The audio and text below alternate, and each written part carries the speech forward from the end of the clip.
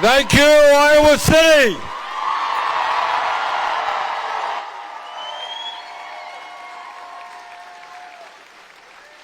You know, when we were planning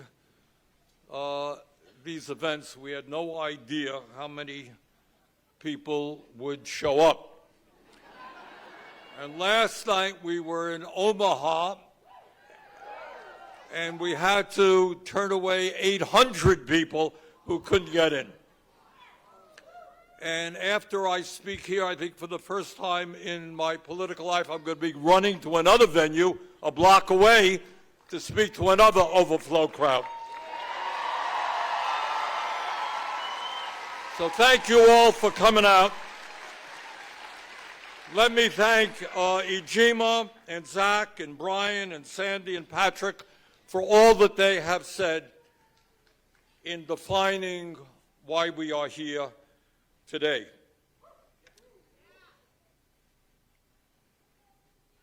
We are here today because under Trump, our nation is facing a series of crises unprecedented in our modern history.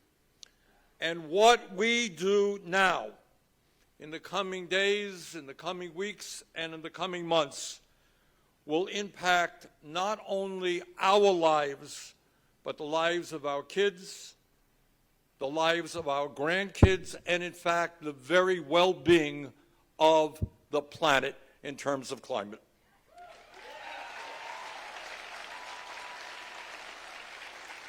So if there has ever been a time in the modern history of our country to stand up and fight back, now is that time.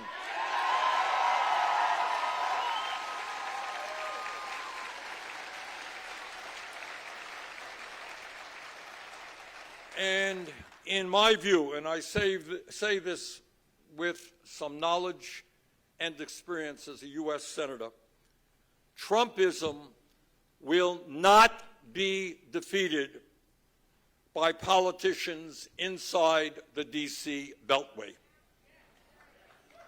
For better or worse, that is not going to happen. It will only be defeated by millions of Americans in Iowa, in Vermont, in Nebraska, in every state in this country,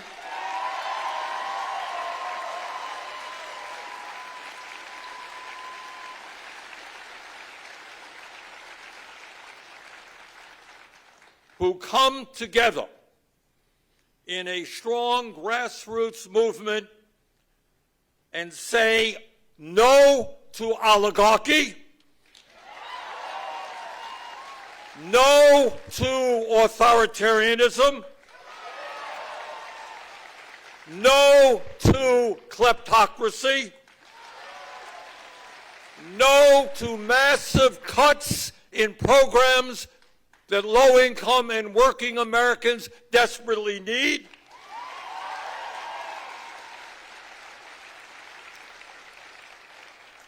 No to huge tax breaks for the wealthiest people in this country.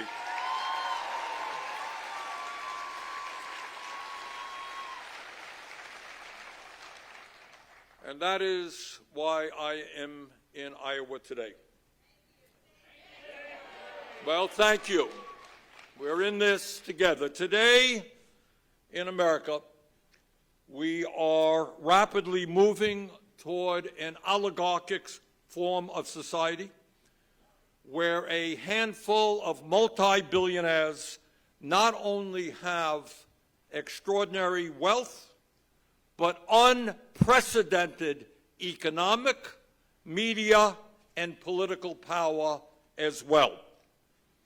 If you want to know who is running the U.S. government, simply take a look at Trump's inauguration. Do you remember that? No. Now, for better or worse, I was there, right on the front row. I got stuck there. And standing right behind Trump, as he was being sworn in, were the three wealthiest people in America: Elon Musk, Jeff Bezos, and Mark Zuckerberg. Those are the three right behind them. And behind them were the mini billionaires. You know, they weren't worth hundreds of billions, but there were 13 of those billionaires who were nominated by Trump to be major agency heads.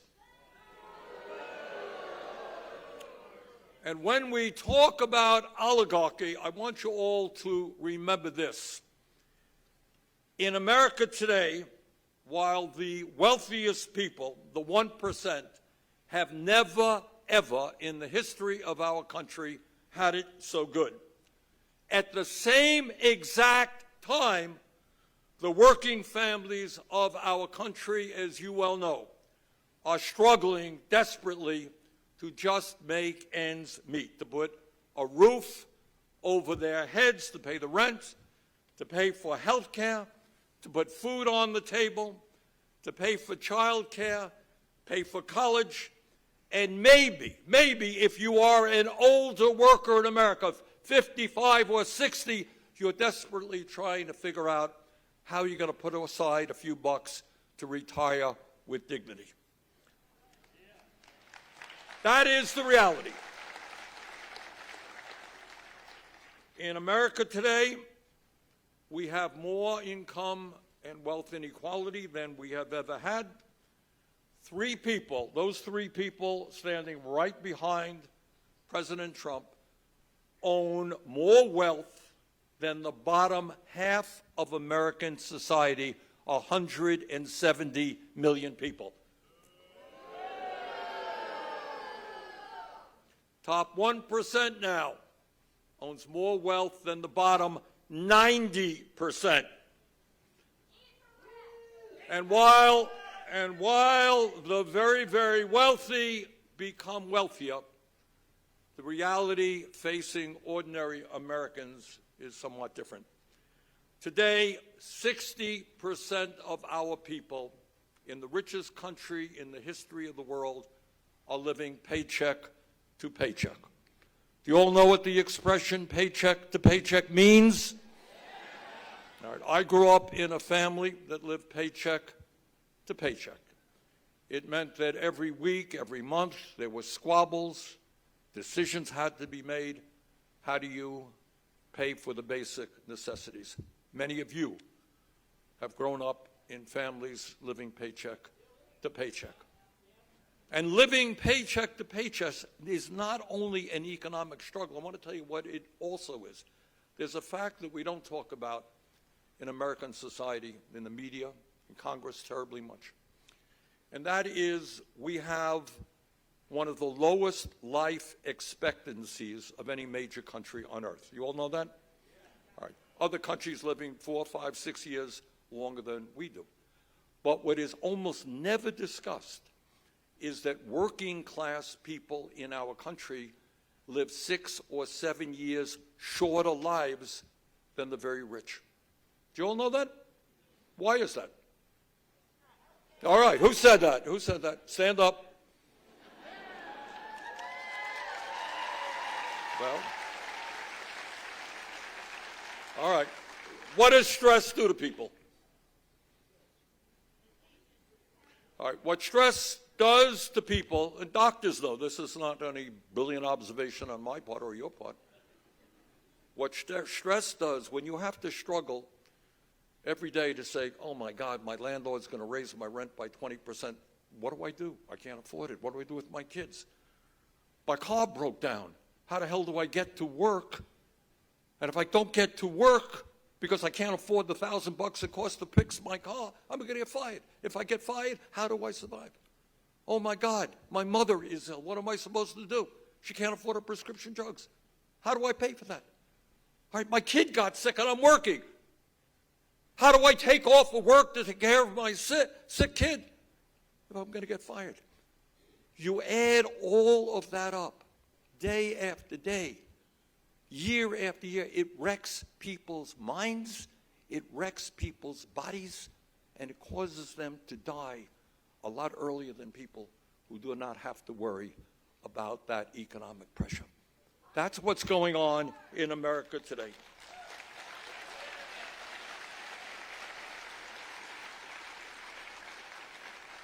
And while the very wealthiest people become wealthier,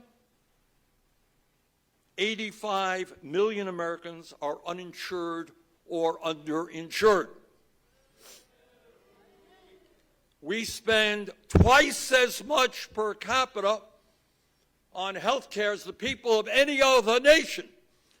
But the function of our health care system is not to provide quality care to all. It is to make the insurance companies and the drug companies enormously wealthy.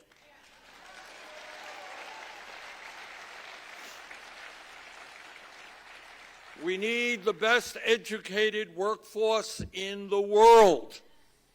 And yet young people are going tens of thousands of dollars in debt in order to get the education that they need.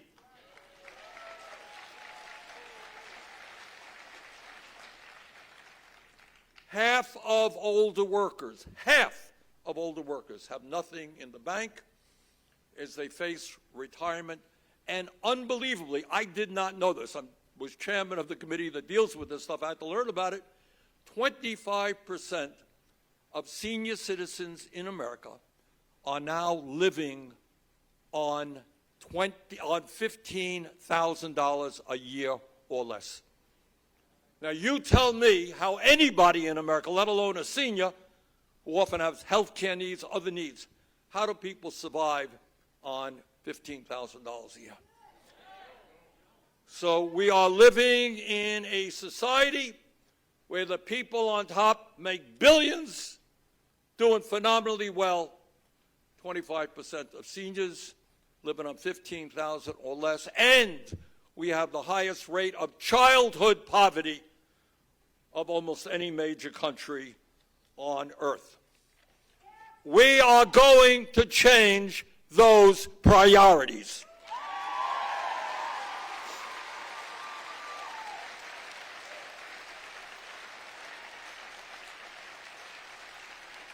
And to show you, to just discuss for a moment how obscene the level of oligarchy in America is today, let me read to you what was reported in Bloomberg News just a few days ago. Quote, Bloomberg News, Elon Musk's net worth, $397.1 billion as of Tuesday's close, is up more than 50% since the election.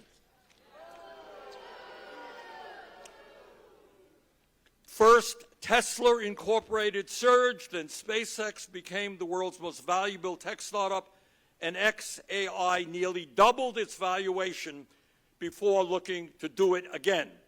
Now, X is looking to join Elon Musk's other companies, quote, in leveraging the billionaire's unprecedented political power, end of quote.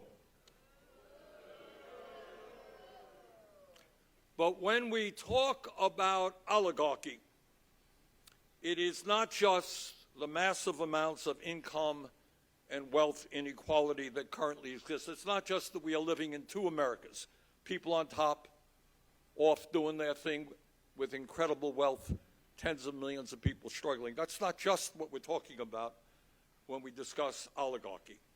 What we are also talking about is that today the oligarchs have enormous political power.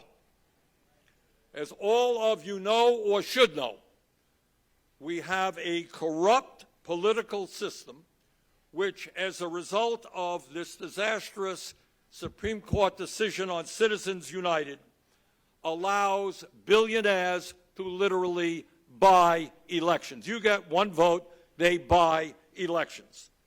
Mr. Musk himself donated $270 million into Trump's campaign, and his reward for that contribution is that he is now arguably the most important person in government, more powerful than Trump. Further, He is using his extraordinary wealth, not only here in the United States, but to support right-wing extremists all over the world, including an extreme right-wing party in the election in Germany tomorrow.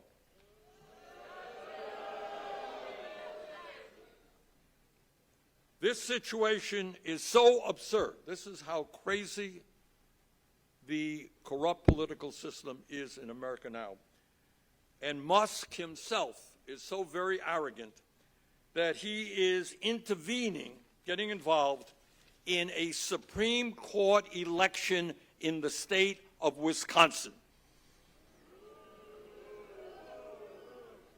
And he is putting money against a candidate who has the very radical idea that women should be able to control their own bodies. But I want you all to think about it for a moment. Think about all that's going on in America. He is so arrogant. He's going to get involved in a Supreme Court election in one state. And if he can get involved and win a Supreme Court election in one state, what can he not win? Brothers and sisters, that is not the democracy that men and women fought and died to defend.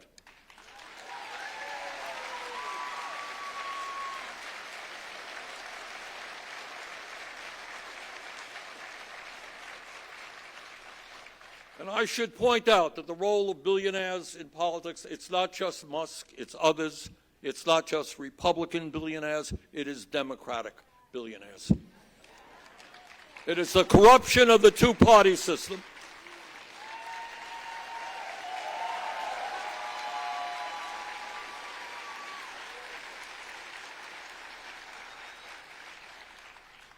And that is why, among many, many other things, we have got to overthrow this disastrous Citizens United Supreme Court decision and move to public funding of elections.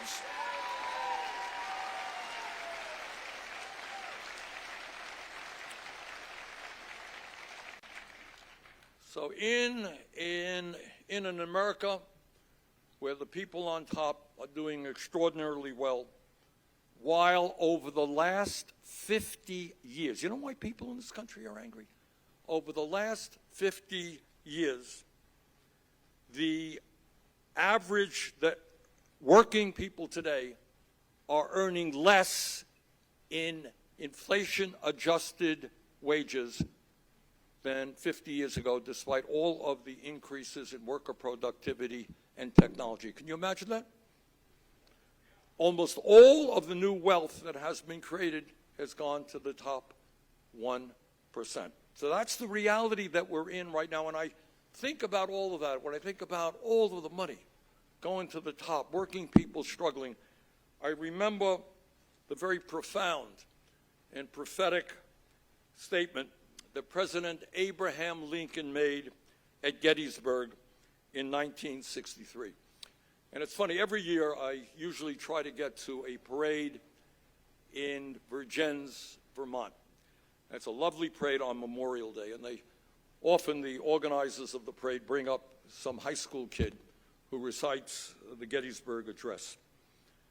And if you all remember what Lincoln did, and this was in 1863, terrible battle in Gettysburg, thousands and thousands of soldiers killed trying to end the horror of slavery. And Lincoln looks out in the battlefield, and this is what he said, and it's important to remember. Quote, "We here highly resolve that these dead shall not have died in vain, that this nation under God shall have a new birth of freedom, and that government of the people, by the people, for the people, shall not perish from the earth."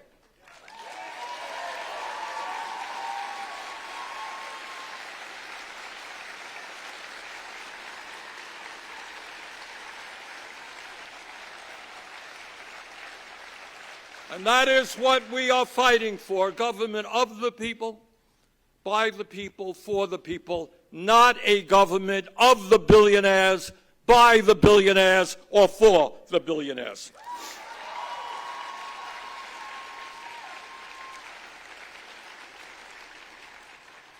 But it is not just oligarchy, as dangerous as that is. It's not just oligarchy that we are fighting. We are also fighting what is equally dangerous, and that is Trump's moving this country to authoritarianism.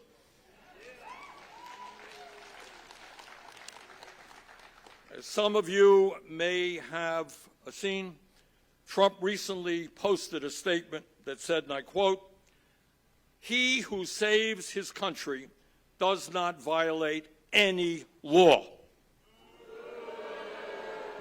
What does that mean? It means essentially that Trump believes he can do anything he wants for any reason. He can ignore Congress. He can ignore the courts. He is above the law. And that's not just talk. That is exactly how he has been behaving. As many of you know, Trump, in violation of the Constitution and federal law, is attempting to suspend all federal grants and loans, and we've heard some of that from previous speakers. That means he has tried to block funding, and with some cases has blocked funding, for Medicaid, the Veterans Administration, Head Start, food stamps, homeless veterans, etc., etc. Tens of millions of Americans, some of the most vulnerable people in our country, were impacted by that decision. Fortunately, the American people have fought back, and the courts have stopped them from doing his worst. But as you heard, he is still trying and, in fact, is throwing out federal workers illegally and unconstitutionally all over this country. Unconstitutionally, he has dismembered agencies established by Congress. You can't do that, including USAID.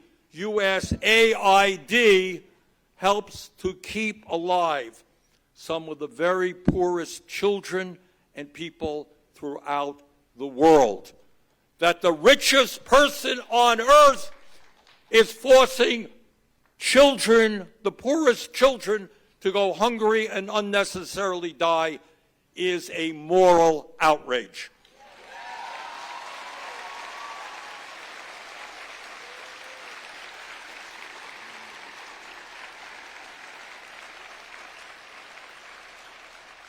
Trump has dismembered the Consumer Financial Protection Board, which has saved Americans billions of dollars from illegal corporate and banking activities. He has even taken control over the Kennedy Center and now wants to take over the post office as well. But it's not just usurping the power of Congress. He is undermining and challenging the role of the federal courts. I don't know if you've been hearing what Vice President Vance has been saying. And what he has been saying is that despite 150 years of American jurisprudence, Trump has the right to go forward regardless of what the courts say. In other words, according to Vance, the courts do not have the right to stop unconstitutional acts of a president. But it is not just in this march toward authoritarianism, it is not just usurping the power of Congress and the courts. What authoritarians do is they go after all forms of dissent, starting with the media, in an unprecedented way. Unprecedented. He has forced ABC to a settlement with him for a TV story he did not like. Meta, which owns Facebook and Instagram, has also had to respond and settle a lawsuit that he brought. He has sued CBS's 60 Minutes for billions of dollars for another story he did not like during the campaign. And incredibly, he has sued the Des Moines Register, your own paper here, for the crime of doing a poll whose results he disagreed with. And now his FCC is investigating PBS and NPR. So it is obvious what he is doing. He is attempting to intimidate the media. He is telling them that if you write a story or if you do an investigative piece that I don't like, we're going to sue your company for billions of dollars. So all over the country, the people who own these media, small papers, whatever, they say to their reporters, hey, you better think twice. Don't do that story. We can't take a lawsuit. Even if we win it, it'll cost us millions of dollars in the courts. That is what authoritarians do. Brothers and sisters, we are also dealing with a new phenomenon, which is the big lie. I will not shock you to tell you that politicians occasionally lie. Always have.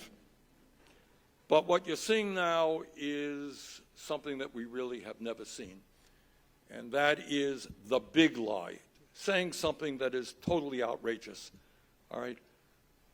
Trump continues to argue that the 2020 election that Biden won was stolen from him. A big lie. The January 6th, 2021 insurrection was, according to Trump, a day of love. Climate change is a hoax, according to Trump, originating in China. And just the other day, in a way that is going to impact the entire world, Trump announced, to the shock of everybody, that it was Ukraine that started the war, not his good friend Vladimir Putin, that Zelensky is a dictator, not Mr. Putin. So, brothers and sisters, we have a lot on the table. We've got to fight oligarchy. We've got to fight authoritarianism. We've got to figure out how we deal with a big lie, especially when that big lie gets out on platforms like Musk's Twitter, which goes out to hundreds of millions of people and is repeated over and over again. That's big stuff that we got to deal with. But I want to talk to you for a moment about something that is very immediate, and that is the so-called reconciliation bill. That's a fancy term in Congress. It's a big bill that the Republicans right now are working on. And what that bill does is that at a time of unprecedented income and wealth inequality, this legislation will provide over $1 trillion in tax breaks to the billionaire class and the entire 1%. It will make the very richest people in this country even richer. And where does it get that money? Well, it gets that money by cutting Medicaid, housing, nutrition, education, and the other basic needs and programs that working families depend upon. We cannot allow that legislation to pass. That is not what the American people want, and in fact, it's exactly the opposite of what the American people want. I look at a lot of polls, and what the American people say is, don't give billionaires a tax break, demand that they start paying their fair share of taxes.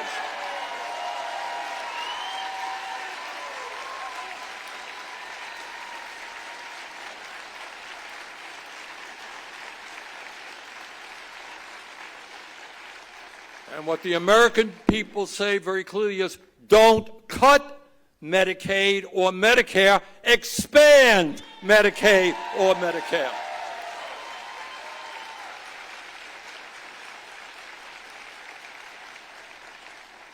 Now, one of the reasons that I was in Omaha last night and Iowa City now is that in both of those communities, you have Republican members of Congress who won by relatively small margins. In the House of Representatives right now, the Republicans have, I think, 218 seats. Democrats have 215. It's a 3-vote majority. That means that if 2 Republicans tell their leadership that they are not going to slash Medicaid, education, and housing in order to give massive tax breaks to billionaires, that legislation is defeated.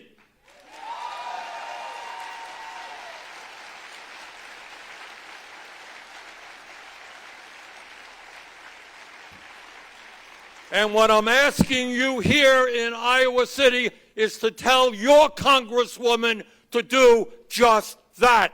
Vote no on this legislation.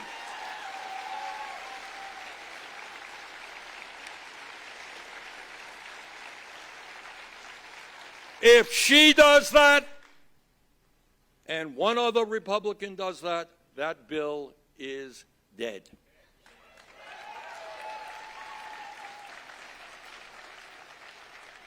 But brothers and sisters, our job, as difficult as it is not just to defeat that legislation, not just to take on oligarchy and authoritarianism and a culture of greed. We've got to do more.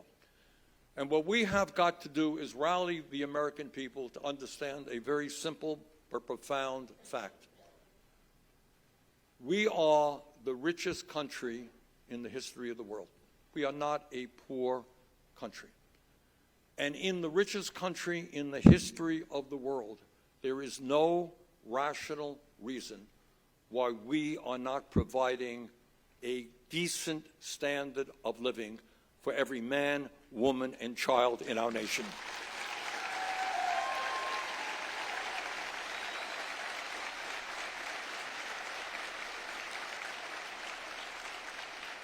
That's not utopian thinking, you know. That is, in fact, what exists in a number of countries around the world. In America, we must establish that health care is a human right, not a privilege.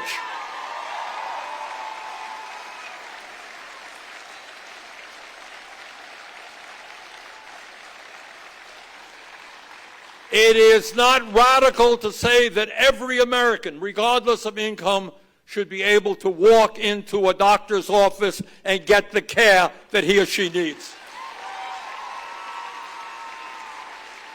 It is not radical to say that if you're struggling with cancer or some other terrible disease, you should not go bankrupt or deplete your savings in order to pay the damn bills.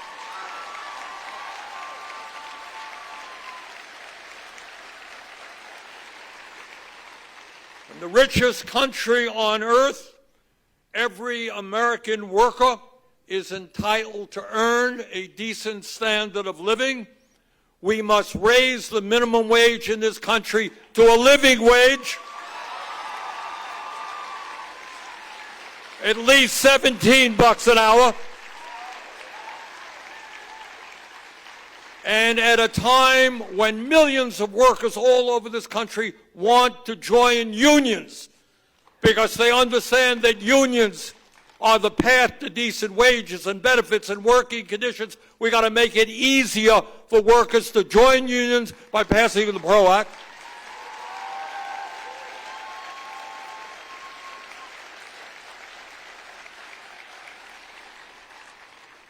We should have in our country the best public educational system in the world.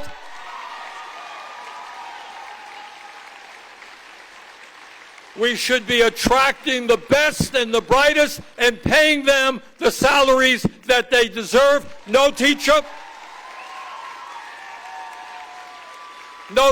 should make less than $60,000 a year.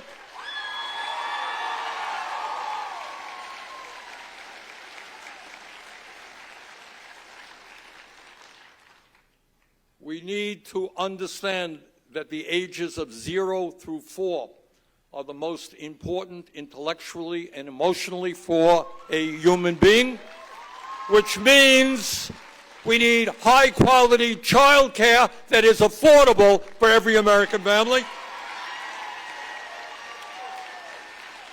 And we don't need our young people who are getting a higher education to come out of school $50,000 in debt.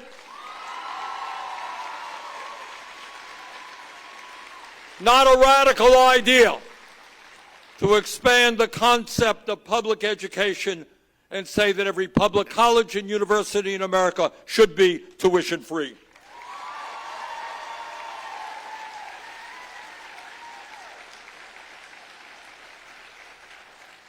All over America, certainly in my state of Vermont, I expect here in Iowa, people are having a difficult time paying for housing. We desperately need to build millions of units of low-income and affordable housing, put millions of people to work doing that.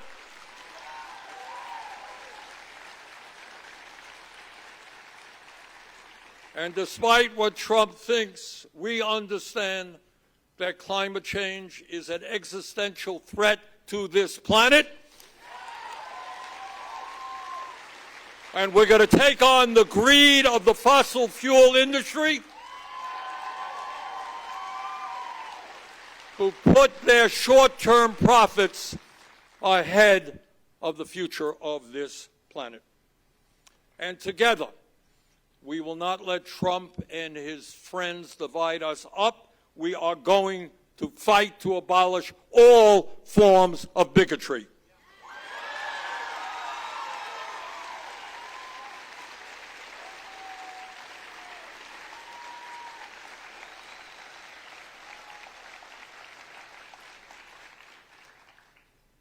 This is a tough time. It's a scary time for the country. There is no denying it. But what I want to do is to remind you that this is not the first difficult moment that our country has faced. I want you to take a little tour with me on American history. And I want you to think in a very serious way that back in the 1770s, people throughout this country said, you know what, we're tired of the autocracy of the King of England. Yeah, we know he is the most powerful person on earth. We know that he has this great army, great navy. But you know what? We want our own independence. And those guys and women put their lives on the line. They took on the King of England. People said, you can't be done. It's impossible. They're too powerful. They took him on. They won. Don't forget that.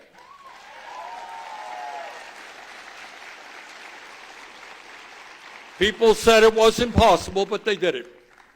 And I want you to think about that when this country was formed, it was only rich white men who had the right to vote. And working people over the years, it did not happen overnight. People said, you know what?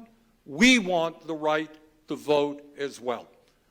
And the fight for universal suffrage was not easy. And people said, it's impossible. You know, that's the way the system is. Rich people have the power, they have the money, they vote. People fought, and over the years, we had universal suffrage. In 1920s, women won the right to vote. We look back on it now, we say, oh, no big deal. Everybody has the right to vote. Trust me, that was a huge struggle. People had to overcome huge hurdles. They won that struggle.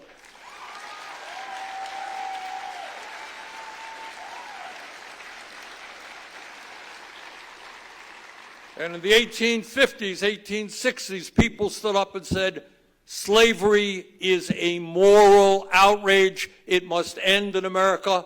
And God knows how many tens of thousands of people fought and died to end slavery. It was difficult, but it was accomplished.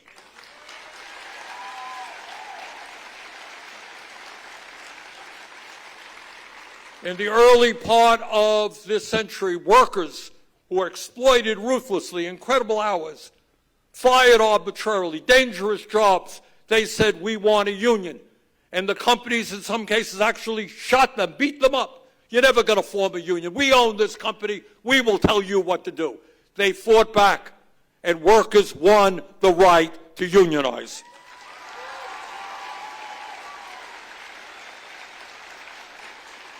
For God knows how long, how many decades, women said, we will control our bodies, not the government.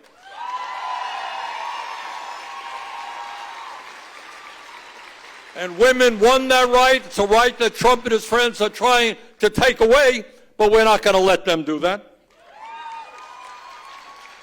And in the 30s, in the 1930s, in the midst of a terrible depression, Congress passed Social Security, Medicare, and over the years, Medicaid, minimum wage, clean air, and water standards. People said you can't do that. Government can't do that. People stood up and demanded it happen. Now, I say all of that to put it in a context. Yeah, these are very, very tough times. We're taking on people with incredible wealth and power. They own the media. They own the political process. And sometimes I know it can become overwhelming. We can feel despair. But in the past, Americans stood up, they fought back, they won. We can do the same thing.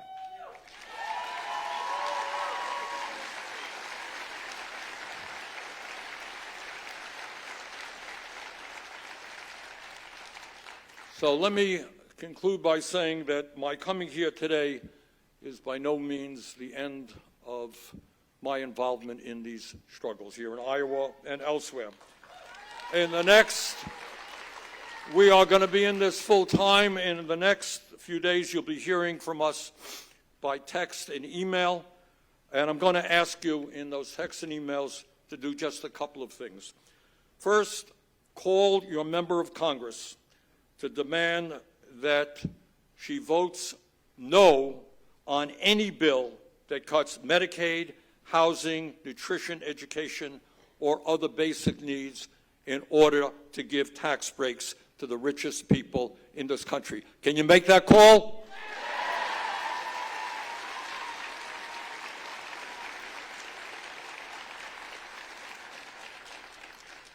Secondly, demand that your member of Congress hold a town hall meeting with you.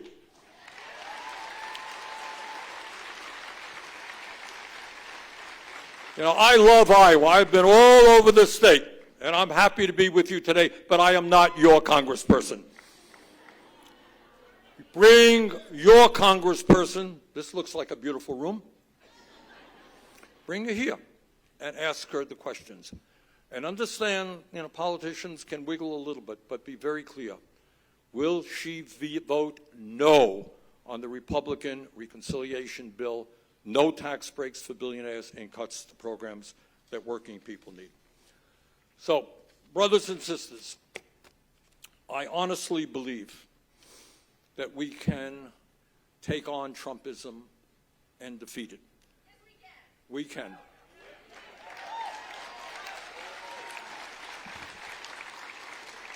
What the ruling class, these guys don't become billionaires because they're dummies. They're not. They're very smart guys. They work very hard. And one of the things that they do, which is very powerful and effective, is they essentially get the word out in one way or another to the people of this country that says, look, we're multi-billionaires. We own the media. We own the political process. We own the company that you work for. We got the power. You don't. And there ain't nothing you can do about it. Your job is to work for us. That's what your job is. And they want to, when they say those things implicitly, what they are trying to do is demoralize the American people and make us feel hopeless. Oh, God, we can't do anything. That's what they want you to believe. It ain't true.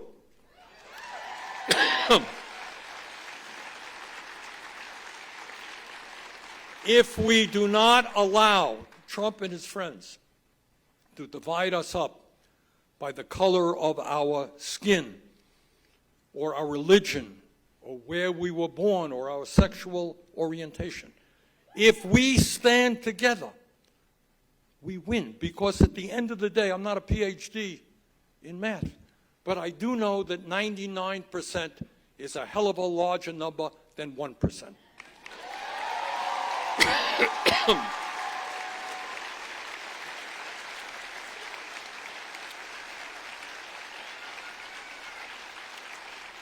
So Now is the time to go outside of our comfort zone.